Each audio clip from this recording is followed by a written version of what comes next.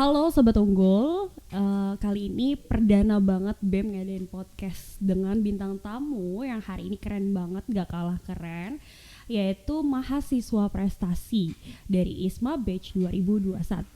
Untuk itu kita kenalan dulu yuk sama kakak sebelah saya. Asik, kakak ya, karena Iya, udah kakak. lulus. Oke. Kakak yang di sini punya nama Oh iya. Stanley Wisang. Oke. Saya mahasiswa 2018 dari Hubungan Masyarakat. Saya kemarin mendapatkan program ISMA di negara Amerika Serikat di University of Pennsylvania. Di situ saya belajar dan saya melanjutkan program saya di situ. Kok agak horor ya ngomongnya ya kak ya? Iya, maaf. Agak relax aja, Kak. agak nervous gitu loh kalau aku di sini tuh, Kak. Oke. Oke, Kakak boleh lanjut? boleh. Skip. Oke, kita mau ngulik-ngulik sedikit nih tentang ISMA itu. ISMA itu singkatannya apa sih kak? ISMA itu Indonesian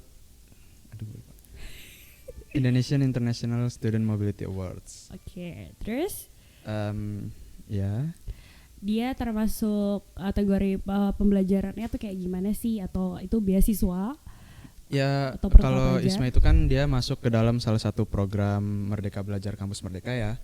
Dan memang program itu program yang pertukaran tapi ke luar negeri. Dan di situ dia mengirimkan pada batch 2021 saya, dia 2021 itu mengirimkan sekitar 1.000 mahasiswa.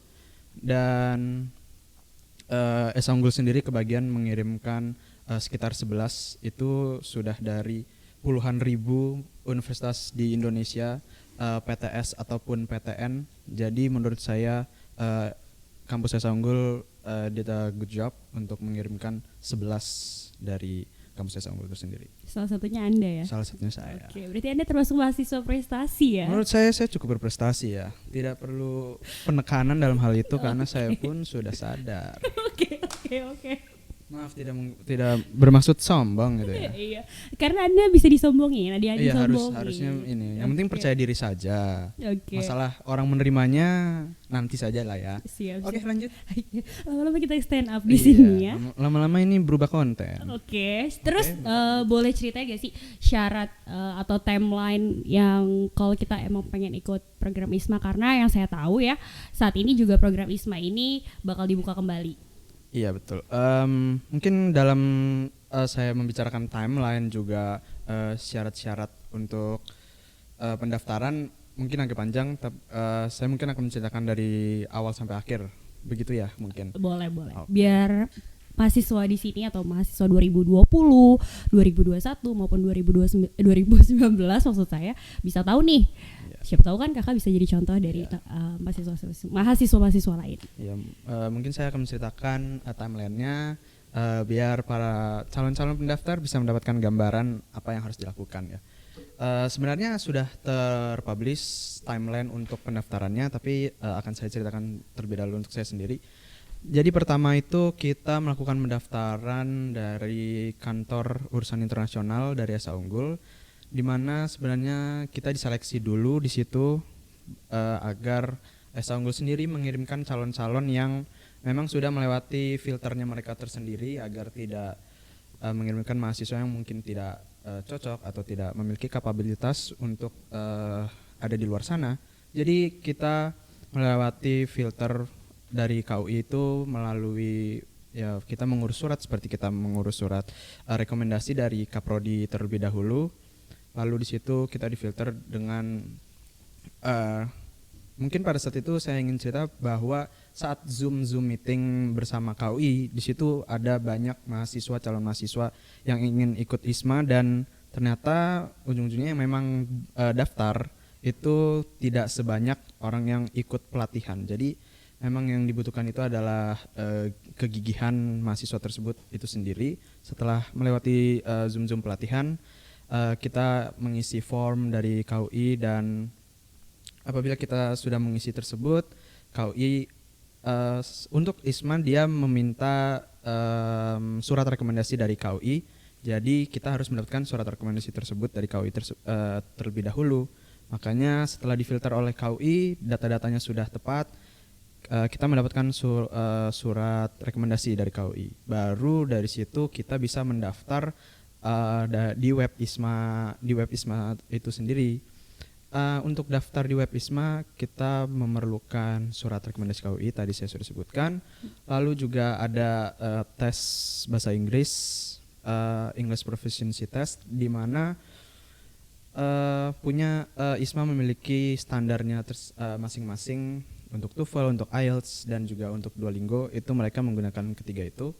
Tapi untuk ketiga itu ada lagi masing-masing universitas dan masing-masing negara memiliki ketentuan-ketentuan mereka sendiri. Mungkin ada negara mana atau universitas mana yang tidak menggunakan Duolingo atau tidak menggunakan IELTS, atau malah mungkin pada case saya menggunakan Duolingo.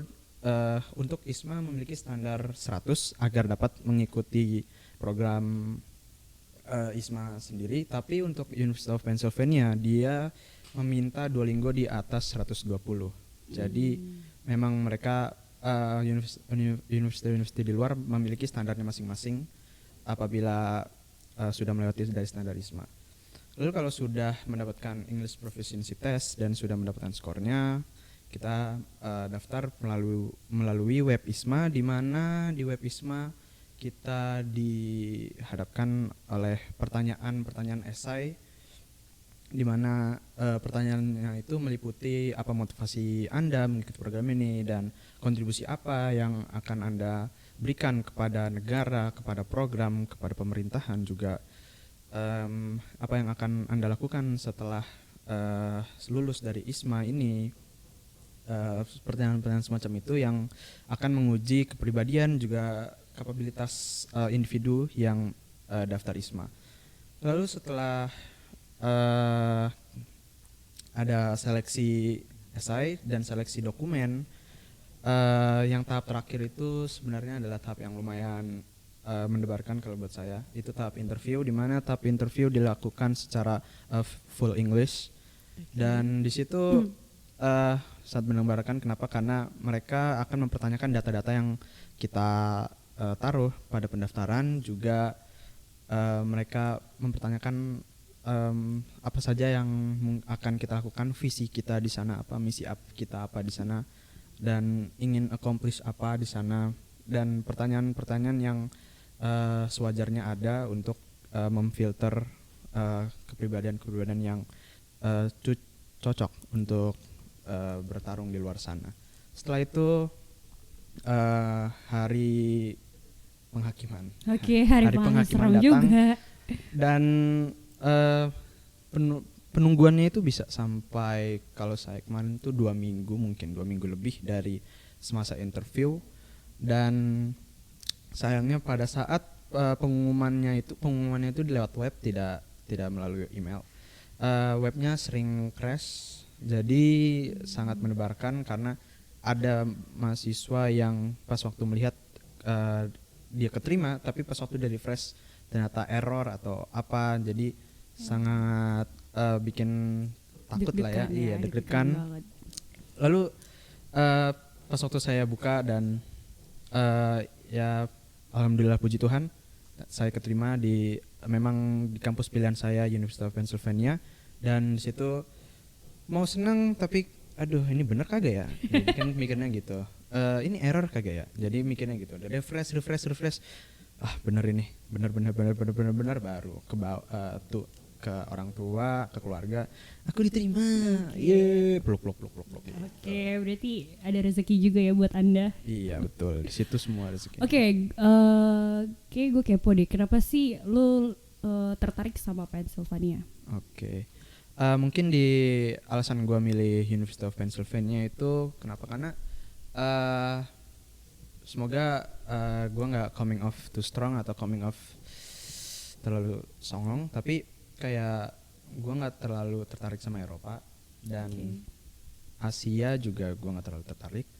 Jadi gue memang dari kecil tertarik dengan USA, dan juga bokap gue juga kalau kerja kan keluar, dia seringnya ke Eropa, seringnya ke Asia. Jadi dia pernah ada project mau ke USA tapi visa dia selalu ditolak, dan dia akhirnya nggak masuk ke USA, padahal ya dan kakek gua, bapaknya dia pernah ke USA tapi dianya enggak gitu. Dia selalu kecewa nggak pernah masuk ke US gitu.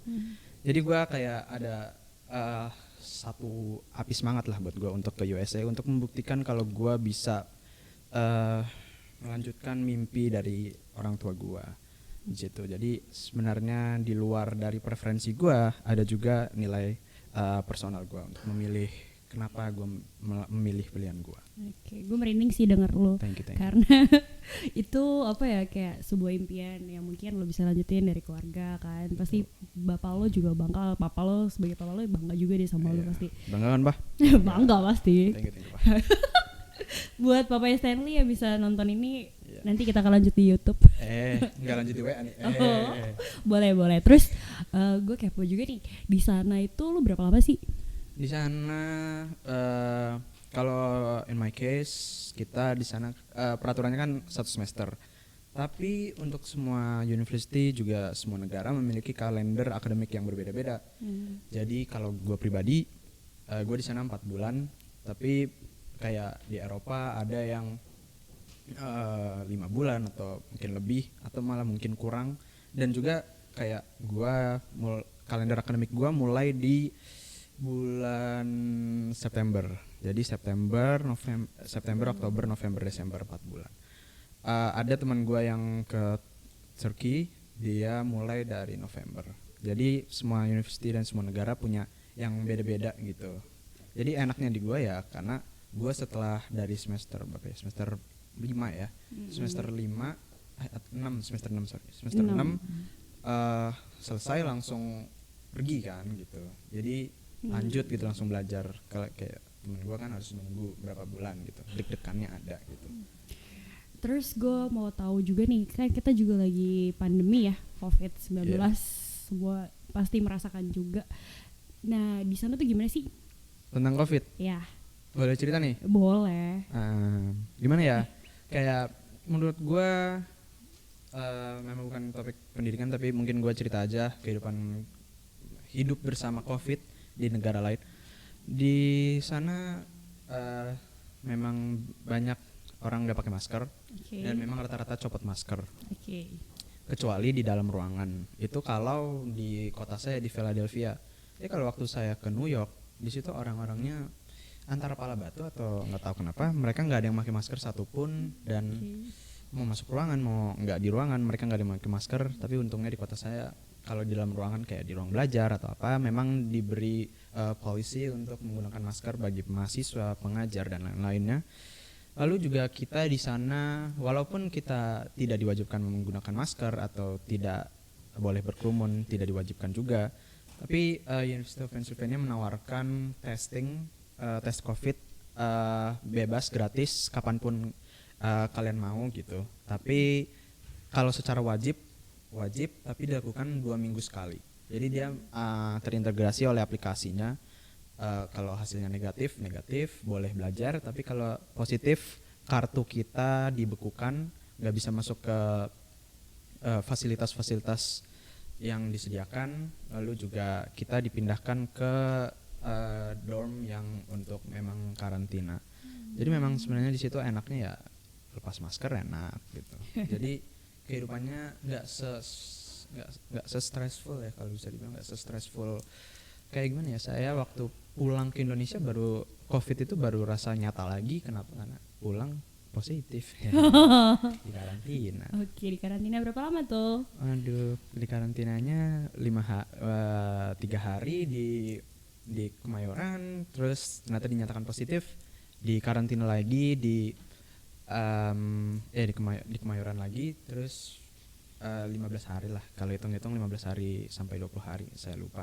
Tapi ya kalau memang kayak kita buat karantina pulang itu disediakan oleh pemerintah, tapi kalau mau hotel gitu. Oke, berarti sempat gak sih shock pas tahu-tahu datang kok gue positif? Iya sih, tapi gimana ya, soalnya pas waktu temen ngasih tahu, aduh gue positif, aduh kan di pesawat itu kan lama, kita tuh 12 jam terus connecting flight, terus lagi tambah 8 jam seperti itu. ya kita di closed space di mana udara nggak kemana-mana, orang batuk-batuk kayak begitu. Jadi ya nggak surprise banget sih kalau kena. Gitu. Oke. Berapa lama sih kalau dari Jakarta? Naiknya dari mana waktu itu? Dari Flight, ya? Soekarno-Hatta. Dari Soekarno-Hatta ke Pennsylvania berapa lama? Kalau itu sih tergantung flightnya ya. Soalnya kemarin ada 2 flight, ada yang lewat Doha, lewat Qatar, ada juga yang lewat saya lewat Etihad, kalau nggak salah Arab Saudi ya. Jadi kalau yang Doha dia cuma 2 kali, sekali. Jadi turun Doha, turun Qatar, dia langsung ke Philadelphia International Airport. Kalau gua turun dulu Etihad itu di Arab, lalu connect lagi ke Chicago, baru ke Philadelphia. Jadi kalau yang paling lama kemarin itu 12 jam tambah 8 jam tambah 2 jam itu flightnya doang loh. Jadi bisa kira 20 jam untuk flightnya doang. Belum nunggu pesawat. Nunggu pesawatnya itu udah 6 jam sendiri setiap connecting flight gitu. Tapi kalau yang pulangnya untungnya waktu itu dapat Doha, jadi cepat kayak 14 jam dari Philadelphia, terus nunggu di situ kayak sekitar 2 jam connecting flightnya, baru ke Soekarno-Hatta lagi mungkin 6 jam ya, itu perkiraan deh soalnya nggak tahu pastinya. Itu di pesawat sampai belasan jam gitu dak-dikduk gak tuh? Kalau takut sih enggak ya, cuman nggak nyaman aja ya, apalagi Gak nyampe-nyampe ya. apalagi kalau ngomongin flight, gua waktu harusnya pergi tanggal 25 Agustus. Nah, waktu mau pergi gua positif. Sialan banget. Gua pergi positif, pulang positif. Oh, itu enggak apa-apa, itu dapat double. Itu sial banget. Jadi teman-teman gua berangkat tanggal 25, gua sendiri. Gue sendiri, guys. Kan gitu. mandiri. Mandiri. Takut di negeri orang. Oke. Oh iya, gua penasaran juga nih. Pas lo datang, lo tinggal di mana? Kalau kita sebenarnya kalau University of Pennsylvania sendiri nggak mewajibkan kita tinggal di mana, jadi kayak boleh apartemen atau boleh dorm yang disediakan. Tapi ISMA mengharuskan kita untuk stay on campus, ya biar diawasi sih. Jadi waktu itu kita di dorm, juga biaya dorm, biaya pendidikan, biaya itu semua udah ditanggung ISMA, juga uang saku itu ditanggung ISMA. Berarti ditanggung semua sama pemerintah ya? Iya. Bisa dikatakan ini beasiswa atau bukan sih? Ini fully funded, 100% beasiswa dari pemerintah. Jadi kalau bisa dibilang saya keluar uang juga nggak banyak banget, karena pengurusan visa semua ditanggung, COVID testing pergi pulang itu di reimburse, lalu juga belajar di sana itu ditanggung, dorm juga ditanggung, uang makan ditanggung, uang jajan ditanggung. Pokoknya semuanya fully funded. Gua nggak keluar uang spesial pun sebenarnya. Tapi dosa ditanggung sendiri masing-masing ya? Kalau apa? Kalau dosa? Aduh, skip. Oke, terus gue mau tanya deh, lu tuh di sana itu apa ada komunitas atau apa? Gimana sih pergaulan di sana? Secara kita kan dari masing-masing negara ya. Gitu. Kalau komunitas dulu ya. Kalau komunitas ada, kita datang itu pertama kita di sana. di sini. Kayak gitu. Di sana kita dalam program IGSP, International Graduate Student Program. Tapi sebenarnya itu nggak family banget sih, karena cuman jatuhnya kita dalam satu program itu. Kita di sana masuk ke dalam komunitas, ada dia komunitas ras Asia, namanya Pan Asian Community House. Jadi memang semua Asia keturunan Asia bisa di sana dan bisa menyebut tempat itu sebagai rumah. Jadi kita menyebut tempat itu sebagai rumah. Kita bisa ngobrol juga, share experience atau apa dengan mahasiswa. Ya sebenarnya di sana juga nggak yang ras Asia juga, di sana banyak dari yang lain gitu. Tapi ya mereka memang menawarkan a place you could call home bagi mahasiswa ras Asia gitu. Nah di situ saya juga ada masuk komunitas mahasiswa Indonesia yang ada di University of Pennsylvania di luar kita ISMA gitu. Jadi mereka memang mahasiswa reguler. Nama komunitasnya Pencasila. Jadi kita di situ Apa namanya? Namanya Pancasila. Singkatannya? Pen dari University of Pennsylvania, Oke. Casila dari Pancasila gitu. Oh ya. Kreatif ya. Kreatif sekali. Iya. Terus. Jadi di situ kita juga ditawarkan mentorship program di mana kita datang di situ, kita dimentorin sama teman-teman yang Pancasila juga. Lalu juga komunitas di luar akademik juga ada. Banyak orang Indonesia yang bilang Philadelphia itu kota di mana banyak banget orang Indonesianya, dan itu betul. Di sana kita nggak seperti orang asing. Kenapa? Karena di sana kita juga dirangkul oleh orang Indonesia yang ada di Philadelphia. Seperti kayak gue beragama Kristen, gue di sana ikut gereja dari gereja orang Indonesia di Philadelphia. Di situ kita gue nggak sekedar ibadah, nggak sekedar apa. Di sana mereka juga menawarkan kekeluargaan, terus juga seperti kayak mereka suka ngajak jalan-jalan, mereka suka bantuin kita mungkin angkat koper atau apa, menggunakan kendaraan karena mereka memiliki kendaraan pribadi. Terus acara-acara open house atau apa, mereka sering mengundang kita. Jadi kita juga diterima dari sisi komunitas masyarakat, di mana malah mungkin nggak cuman tertutup dalam sisi agama ya, karena nggak selamanya kita berkumpul dengan mereka membahas agama, nggak ibadah, nggak, karena memang mereka menawarkan kekeluargaan buat kita. Jadi kita di sana nggak merasa kita sendiri, kita di sana merasa kita selalu ada company sih. Berarti bisa dibilang kayak kita punya keluarga kedua ya. Betul. Malah kan merasanya kan kita mikir pertama datang ke negeri orang sendiri gitu kan, nggak punya temen, ternyata nggak. Berarti rasanya kayak lu mau balik lagi ke sana ya? Pengen sih, pengen banget. Mudah-mudahan S2 bisa di sana juga ya. Amin ya robbal alamin. Terus cara belajar? Nah ini lumayan challenging sih, karena gini, gue suka ketemu orang di mana mereka selalu cerita kayak kuliah gue waktu ini nggak cuman ISMA ya, ini ada program pertukaran lain atau apa, mereka selalu bilang aduh gue di universitas ini, gue yang baru susah banget, universitas tujuan gue susah banget, nggak seperti yang di Indonesia gitu. Itu secara tidak langsung kayak menurunkan kualitas pendidikan di Indonesia. Menurut gue nggak setuju. Kenapa? Karena yang gue dapat di kuliah di Assemble ini itu semua bisa gue gunakan sebagai bekal gue di sana. Apalagi gue mengambil prodi humas ya, dimana gue mengambil prodi humas, di situ gue bisa menangani karakter-karakter juga latar belakang yang berbeda. Di situ gue benar-benar merasa diperuntungkan. Sebab itu kalau dalam pembelajaran ya, gue di situ ngambil 4 mata kuliah.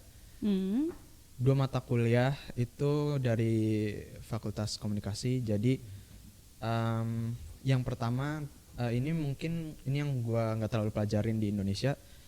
Dua-duanya sebenarnya tentang social movement. Tapi yang pertama yang satu dia lebih ke Occupy movement. Jadi ada movement Occupy di Wall Street, dan itu ternyata dibuat mata kuliahnya untuk mempelajari movement dari Occupy. Lalu mata kuliah komunikasi kedua yang gue ambil adalah Modern Social Movements. Jadi kita ngebahas tentang social movement yang pernah terjadi, lalu kita bandingkan dengan age sekarang gitu. Lalu 2 mata kuliah yang gue ambil lagi itu sebenarnya mata kuliah wajib. Jadi gue nggak bisa milih serta merta gue pengen ini pengen itu. Jadi kayak nggak ada pilihan lagi jatuhnya sih gitu. Yang pertama gue ngambil mata kuliah politik. Jadi ilmu politik gue ngambil namanya Modern Political Thoughts. Jadi belajarnya tentang politik terus ya. Mungkin gue nggak punya backgroundnya, tapi sebenarnya gue masih bisa ikuti. Tapi ini mata kuliah yang terakhir yang gue ambil itu benar-benar bukan aneh sih, memang di luar kapabilitas gue, di luar field gue banget. Gue ngambil antropologi. Mungkin antropologi terkesannya budaya, tapi enggak. Ini antropologinya tentang arkeologi. Jadi puyeng gue.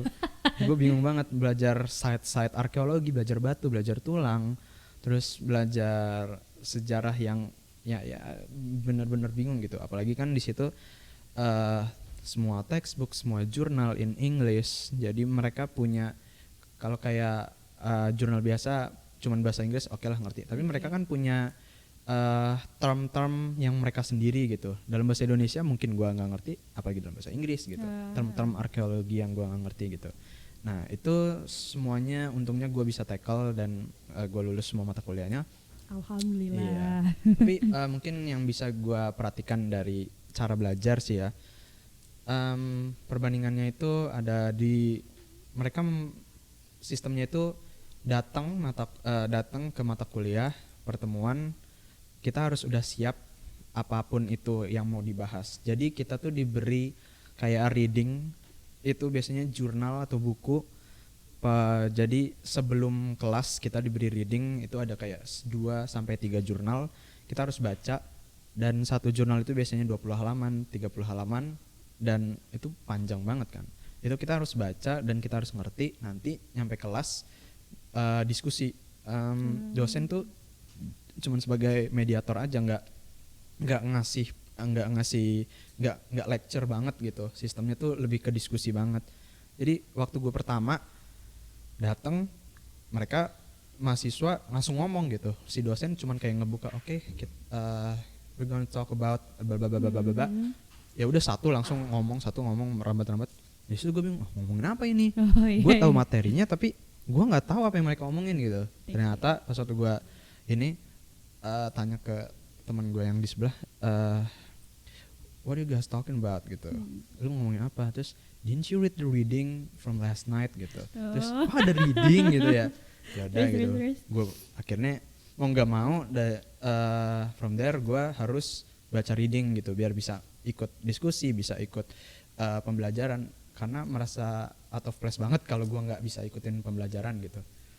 Pas waktu udah ikutin reading itu satu, terus juga mereka sistem tugasnya itu lebih ke kayak project gitu sih, lebih kayak project. Kalau nggak project biasanya dari beberapa jurnal kita bandingin sama jurnalnya ini lagi, jadi banyak banget tugasnya tuh banyak banget. Setiap harinya ada tugas. Gue dari Senin, kalau gue kelas tuh Senin sampai Kamis, Jumat Sabtu Minggu gue kosong. Tapi itu juga setiap malamnya gue ngerjain tugas, lalu sampai weekend terkadang ngerjain tugas. Tapi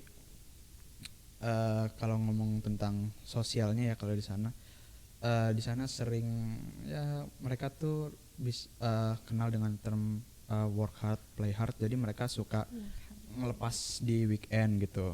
Nah ya awalnya sih gue nggak tertarik, tapi setelah gue ikut belajar dan stres juga kan belajar, jadi yaudah ikut main gitu, kemana keluar gitu.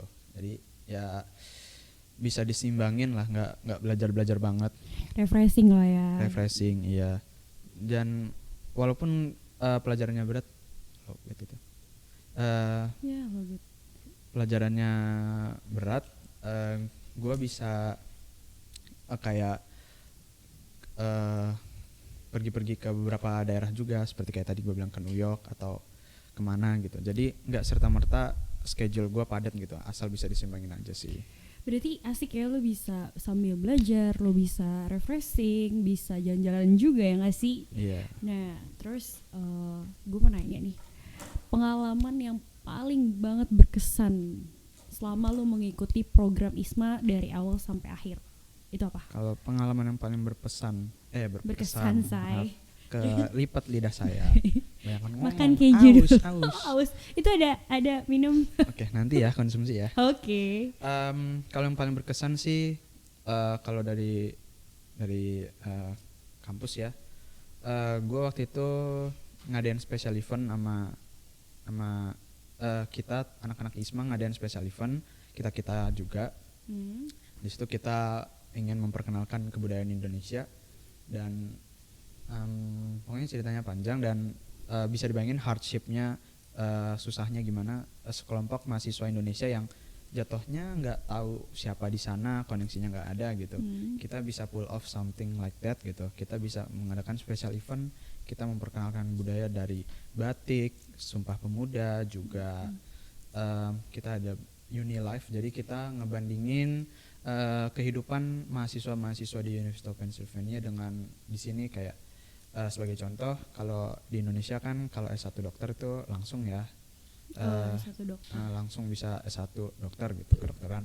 Jadi kalau di sana untuk masuk med school mereka harus mengantongi S1 terlebih dahulu baru bisa ikut med school gitu. Jadi mereka harus belajar dulu jurusan apapun baru bisa masuk med school. Jadi dari situ, dari dialog tersebut kita kayak tertarik untuk membandingkan gitu kehidupan mahasiswa sana sama mahasiswa sini.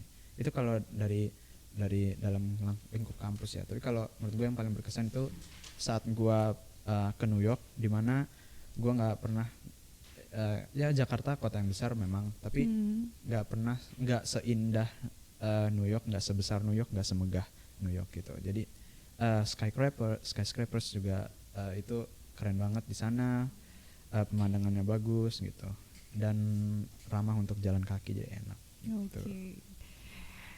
Menarik banget ya pengalaman lo, sumpah Menarik. sih. Thank Keren you. banget. Terus Yeah. gue juga bangga banget sama lo. Meskipun lo ikut program ISMA, lo bisa lulus tepat waktu.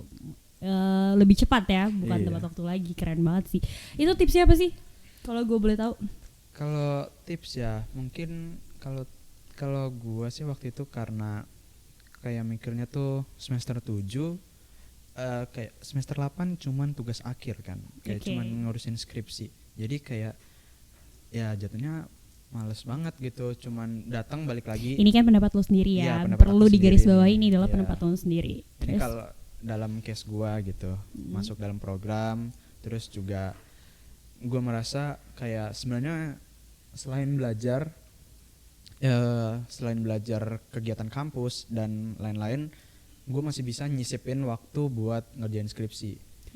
Jadi ya karena gue melihat waktu tersebut ada, jadi ya sudah gue lakukan. Tapi kan waktu judul sempro gue sama judul skripsi gue kan beda. Karena waktu itu dimintanya judul internasional, dimintanya untuk mungkin juga saya juga tertarik ya untuk melakukan judul internasional juga, seperti respondennya orang sana, terus juga kejadian yang ada di sana. Jadi nggak lagi ke Indonesia agar judul lebih menarik gitu. Jadi mungkin kalau tipsnya ya sebenarnya sih pandai-pandai aja ngurus waktu aja sih kalau gua.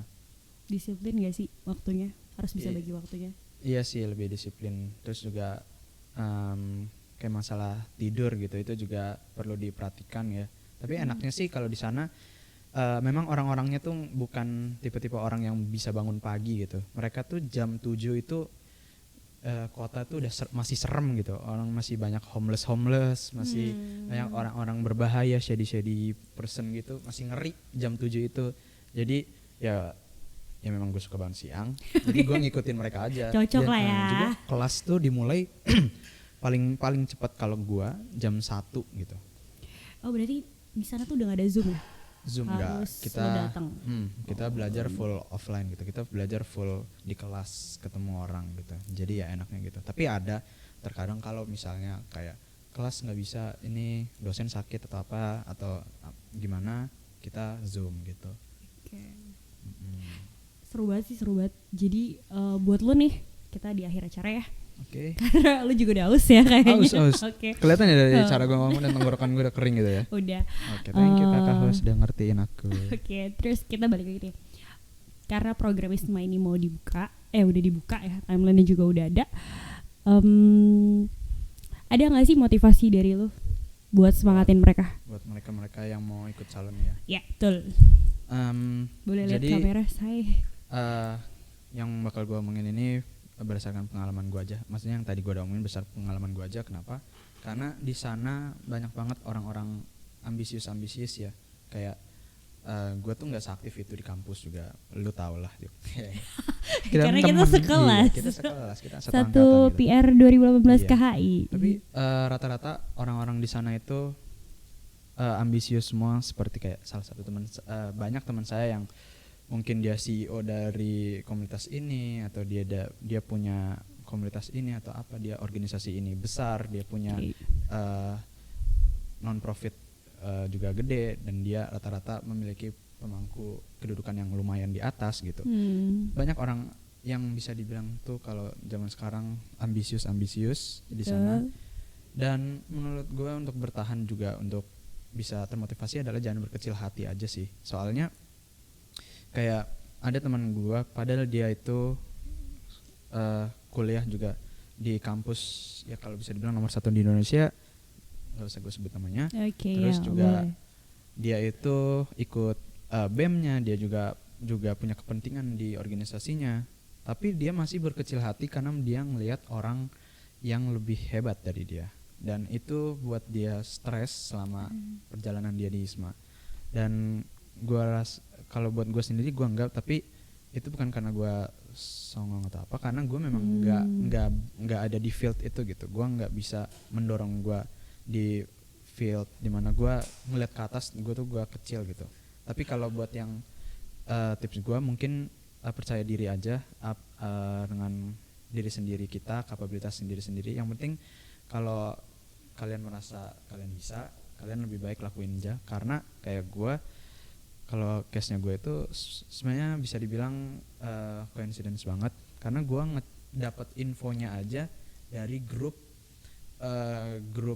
chat kalau nggak salah Maba Esa Unggul 2018. Itu grup chat yang mana pasti udah mati kan, zaman kita udah semester berapa itu udah siapa lagi yang mau ngechat kecuali orang ngepromoin apa gitu kan, atau nggak jual motor, nggak tahu itu siapa waktu itu jual motor di grup chat. Lucu juga ya, ada jual motor. Dijual CBR tahun 2000, aduh nggak pernah dengar dulu. Nah, terus kayak iseng gitu, bukan iseng sih jadinya. Gue nggak pernah baca grup chat, gue WA itu lumayan nggak aktif. Jadi waktu notif itu muncul, gue lagi nge-scroll IG, tiba-tiba gue pengen ngepencet kayak atas, pengen buka notif, muncul notifnya aja kan mau nggak mau, jadi kepencet gitu notifnya, kebuka gitu kan WA-nya. Pas waktu gue lihat tentang ISMA gitu. Terus kepikiran tuh ISMA betul kepo-kepo lah. Terus dari situ gue lihat ya elah, bukan ya elah sih, jadinya ya kayak begini lagi program, nggak bisa lah gitu kan mikirnya. Tapi pas waktu setelah bisa nggak ya, coba deh gitu. Jadi gue coba-coba, yang penting nyoba dulu aja deh gitu. Tadi yang gue ingat dari kata-kata lo, lakuin aja.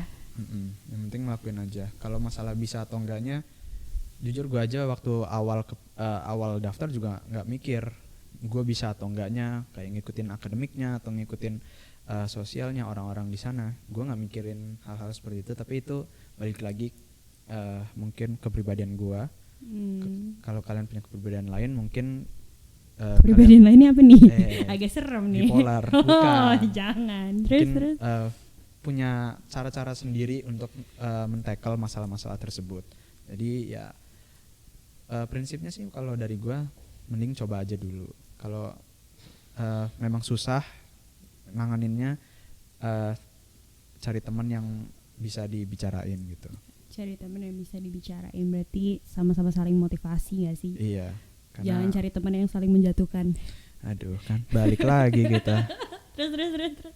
Iya, pokoknya sih ya motivasi saya, apalagi kapan lagi gitu kita bisa keluar negeri, dan di situ sistemnya kita bisa milih gitu. Kita milih, bukan kita dipilihin. Kita milih. Gue milih ke US, gue milih ke UPenn, gue dapetnya itu. Jadi jadi milih, bukan kita dipilihin dari universitas. Kita milih, jadi dikasih list university dan juga negara-negaranya, standarnya mereka butuh tesnya berapa gitu. Itu kita milih dari situ, kita cocokin apa yang kita mau gitu. Banyak kayak kalian suka K-pop, Korea buka gitu. Kalian wibu, Jepang buka gitu. Jadi banyak peluang kayak kemauan kalian apa, tinggal pilih negaranya. Jadi tapi ya balik lagi dengan standarnya. Cuman kapan lagi kita fully funded beasiswa ke luar negeri, kita tinggal dibayarin, makan dibayarin gitu. Tapi ya pastinya nggak serta-merta take it for granted. Kita harus bawa sesuatu ke Indonesia, apalagi kita disponsori oleh pemerintah Indonesia. Nah ini menarik nih, hal apa yang bakal lo lakuin setelah program ISMA ini? Ya mungkin kalau setelah yang gue lakuin di program ini, ya kemarin mungkin untuk role gue untuk sekarang ini yang udah gue lakukan sampai sekarang, ya tadi memotivasi orang-orang yang ingin ikut lagi. Dan banyak orang yang approach gue kayak di Instagram gitu, kayak Kak aku mau ikut program ISMA gitu, gimana kakak waktu itu, boleh share ceritanya di situ. Nah itu Ini kalau mau dengerin cerita lo di sini ya di YouTube BEM. bisa dicek. Sekarang kita promo. Ya, jangan lupa subscribe, Iya, pencet tombol loncengnya, ting ting Betul. gitu. Terus Iya. lanjut nih. Jadi ya untuk yang kontribusi yang bisa gue bawa dulu sekarang itu ya untuk mempromosiin ISMA itu sendiri, yaitu makanya gue ada di sini membicarakan tentang ISMA, dan gue juga ngasih saluran buat orang yang pengen tahu cerita gue gitu. Jadi ya itu gue mempromosikan ISMA, kontribusi gue untuk sampai sekarang dulu gitu. Bagi gue sih itu sangat bermanfaat ya, manfaat Iya. banget. Terus gue juga bakal banget sama lo. Thank you.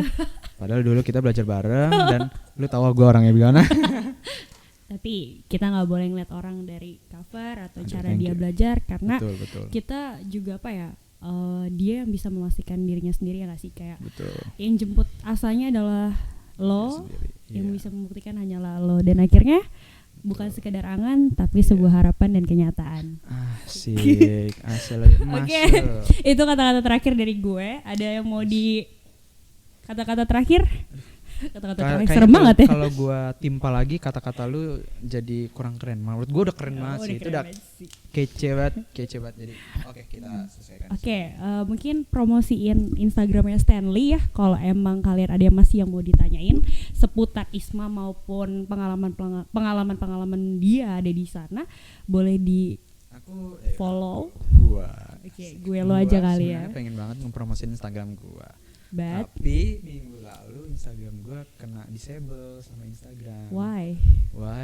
Karena nggak tahu deh.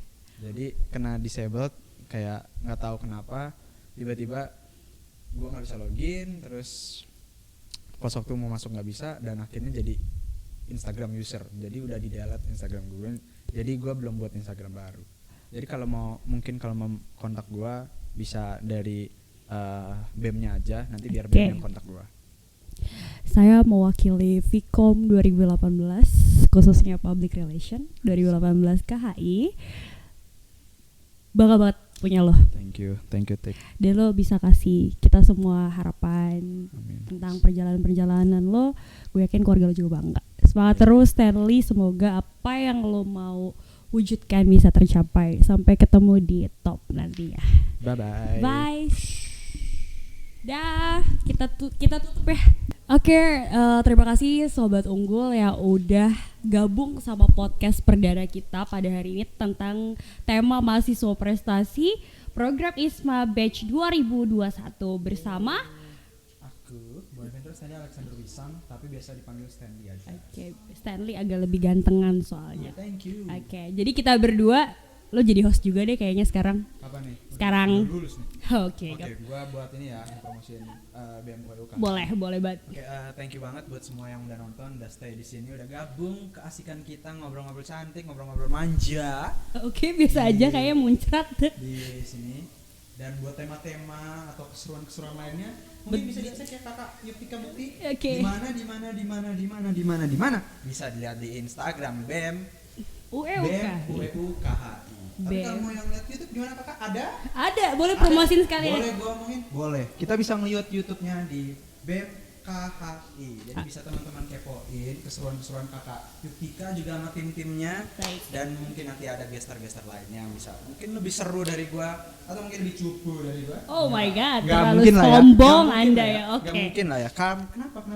Karena BEM UEUKHI hanya mengundang gestar-gestar yang berkualitas. Oh my god. Orang-orang yang dipilih melalui filter yang sangat tegang. Oh my keras, god, dan keren banget. tetap. Jadi orang-orang yang nggak asik nggak mungkin ada di sini ya. Kak? Betul, kayaknya lu bakal gantiin gua nge-host deh kayaknya. Waduh Kakak, aku udah lulus Kak. Masa balik lagi ke kampus Kak? Oh, boleh banget deh. Boleh nih Kak. Boleh banget Nggak kalau diusir nih? bisa. Enggak bakal diusir. Tadi satpamnya aja. Kamu mau ngapain? Oh, tinggal sebut nama gue. Saya kenal Yuktika. Oke. Bodoh amat. Diusir gue. Oke. Oke, tanpa lama-lama karena pasti juga orang bosan juga dengerin kita ya. Oke, jadi boleh banget kalau masih mau ngundang Stanley sebagai guest star selanjutnya. Kalian boleh banget sumbang saran kalian, tema apa lagi besok atau mau yang diangkat apa lagi, boleh banget kepoin IG BEM dan YouTube BEM. Terima kasih. Bye bye. Dah.